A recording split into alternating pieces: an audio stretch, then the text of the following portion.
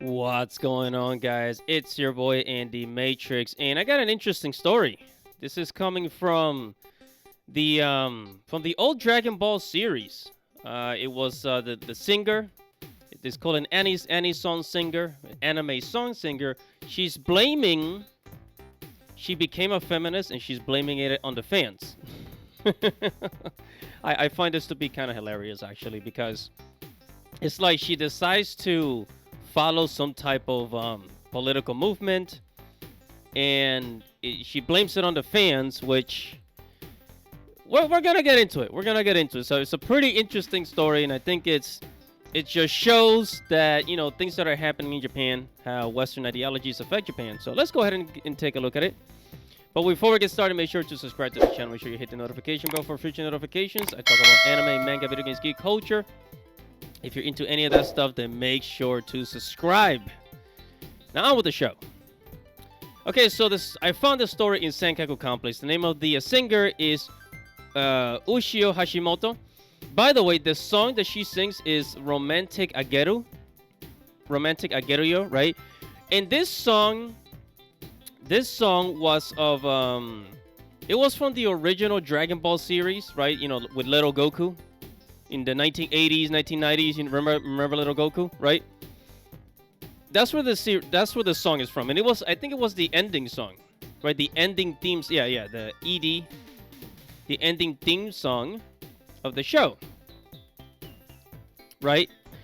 And she's saying, "Oh, well, it's your fault because of sexual harassment or whatever." So let's go ahead and take a look. So here's a tweet. This is what made it go viral, right? This is her, Twitter account. By the way, please do not go on her Twitter account and start talking crap. Even though she doesn't speak English, please do not attack her or say anything. And so, all right. So Ushio Hashimoto says here, ever since I started singing Romantic Ageruyo, I've been sexually harassed by Dragon Ball fans. I was asked to do a scene in which Bulma shows Kame Sennin without panties, and a scene in which she wears a bunny girl and shows her chest. Yeah.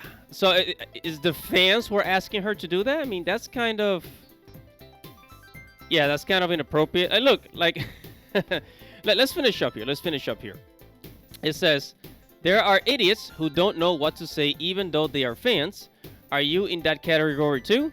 There have been people like you who have been sexually harassing real women for the past 36 years, so it was inevitably that I would become a suifemi. And suifemi is the Japanese word for feminist, in case you didn't know. Said, if you quit all sexual harassment remarks and actions and reform yourself, I will recognize you as a true Dragon Ball fan. Okay. I guess I am a true Dragon Ball fan because I don't sexually harass anybody or do any of that stupid stuff. And I will say that there are, very silly, ridiculous anime fans out there, and they have, otakus, geeks, nerds. They're known for decades to have like very low like social intelligence. So yeah, but that doesn't mean that we're all like that. You know what I mean? But she's basing it on all these years, right? Like, I'm sure she's met hundreds, maybe thousands of Dragon Ball fans. You can't say that they're all like that, right? That we're all just a bunch of freaking weirdos that. But my question is, for how long exactly has she been a feminist?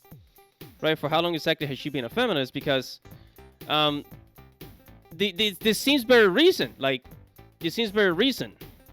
Another tweet that she let out, it says, even after I started Twitter, I've been told that you're ashamed on Dragon Ball by pasting Bulma's no panties and chest peril scene in DMs and saying that this is also Dragon Ball. So there's creeps there, right? There's creeps that have been asking her to do this. So it says, from the point of view of current social morality, I think the incel misogyny otaku among the Dragon Ball fans. Holy crap! With incel, she literally said incel. Among Dragon Ball fans are the ones who can't bring up the sexual harassment, the original.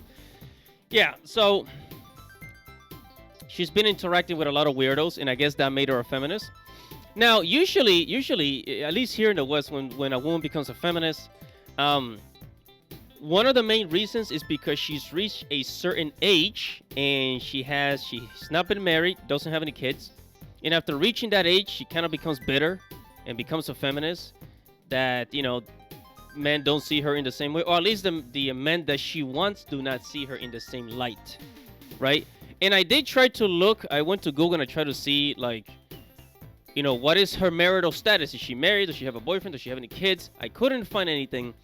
So I'm going to assume that she is a single Japanese woman, in which case this is the type of woman that ends up being a feminist. So if you're a female in your late 30s, 40s, and you're still not married,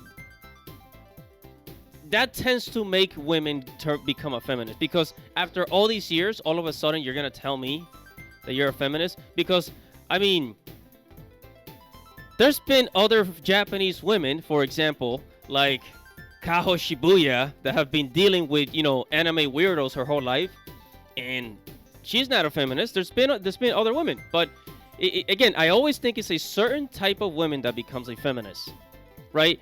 And by the way, Miss Ushio Hashimoto was born. Okay, she was born in the 1960s. I think it was 1964 when she was born.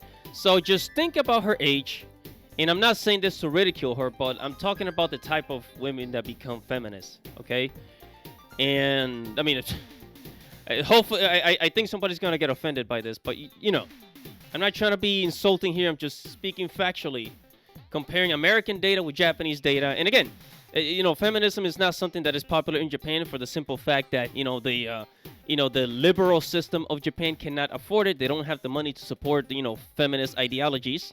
That is why it's not very popular over there. But it is gaining a little bit of traction, just a little bit of traction, and it's usually with older women. Because, well, I'm not going to go into that, but you can come to your own conclusions. Whatever your thoughts are, make sure to comment below, like this video, subscribe to the channel, hit the notification bell for future notifications. It's your boy, Andy Matrix. Godspeed.